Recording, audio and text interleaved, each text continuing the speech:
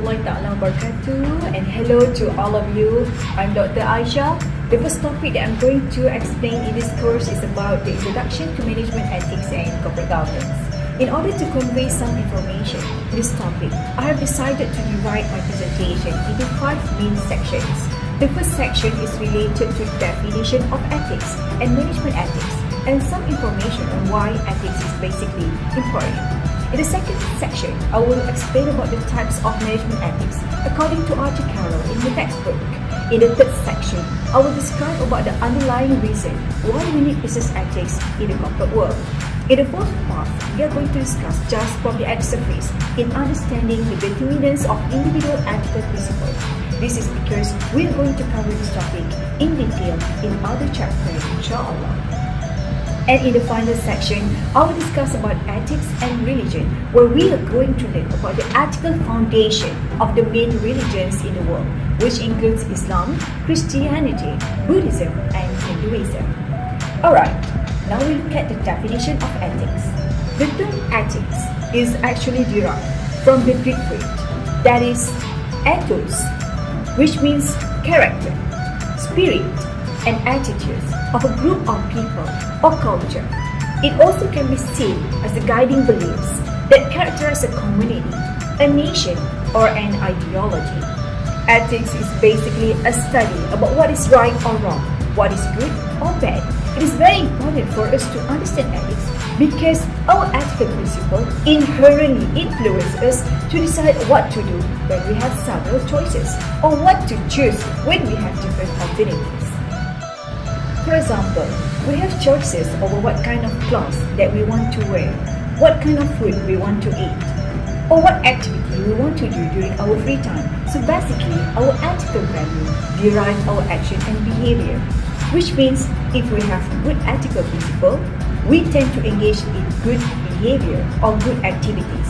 In other words, if we have a bad ethical principle, we also tend or incline to involve in bad behavior or bad activities.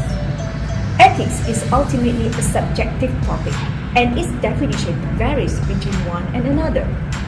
To mention a few, Stanwyck and Stanwyck 2009 define ethics as the values an individual uses to interpret whether any particular action or behavior is considered acceptable and appropriate. Nichols 2008 defined ethics as a discipline that examines one's moral behavior or the moral standards of a society. According to Abdullah and Zainul Abidin 2011, ethics concerns itself with what is good or right in human interaction, while Khalidah et al. 2012 described ethics as a set of principles that contains behavioral codes to determine what is right or wrong. In regards to management ethics, it is actually a standard of behavior that guides individual managers in their work.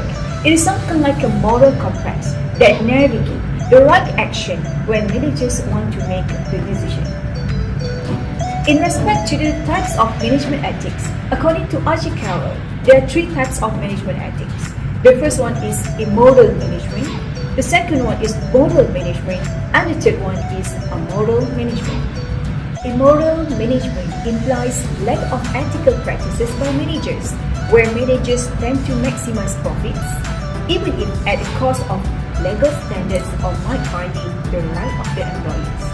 This includes selling harmful products or flawed products to customers. In respect to moral management, managers aim to maximize profit within the confines of their ethical values and principles. In this case, managers conform to professional and legal standards of conduct. For example, if work is selling good food or anything that is legal within the boundaries of law, then it is considered as moral types of management.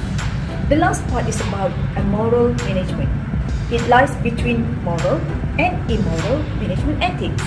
In immoral management, managers respond to personal and legal ethics only if they are required to do so. In other situations, where managers are not required to follow the law, managers will choose to ignore or to neglect the ethical perception when they make the decision. According to Archie Carroll, there are 2 types of immoral management. They are intentional and unintentional immoral management. Intentional means managers deliberately avoid ethical practices in business decisions because they think ethics should be followed in non-business activities only. And in business activities, they think it is basically okay for them to break the law. While the unintentional means managers do not purposely want to avoid ethical practices, but unintentionally they make decisions whose moral implications are not taken into consideration.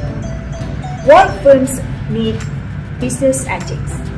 Business organizations are economics and social institutions that serve customers' needs by supplying customers with right goods at the right place and at the right time. Therefore, this huge responsibility can only be achieved if the institution engage in ethical business practice. Business ethics help in long-run survival of the firms. Unethical practices like paying low wages to workers, providing poor working conditions, lack of health and safety measures for employees can basically increase short-run profits, but endanger their long-run survival. It is important, therefore, for firms to suffer short-term losses, but eventually fulfill ethical social obligation to secure their long-term future. Business houses operate in a social environment and use resources provided by the society. They are morally and socially committed to look after the interests of the society by adopting ethical business practices. Ethical business activities improves companies' image and give it edge over competitors to promote sales, and eventually it will increase firms' profitability. Individual ethical principle is generally related to the culture, religion, environment, institution, government, and governance system in a country. Culture plays a significant role in determining ethical behavior. What is accepted in one country may be unethical or even illegal in another countries. There is a saying, when in Rome, do as the Romans do. In addition to culture, religion also has a strong connection with individual ethical behavior. Religion has specific pillars that the followers must follow, and there's an element of divinity where the followers believe in the supernatural power of God as well as his dogmatic assumption. I will explain about the foundation of ethical principle from the religion perspective in the final section of this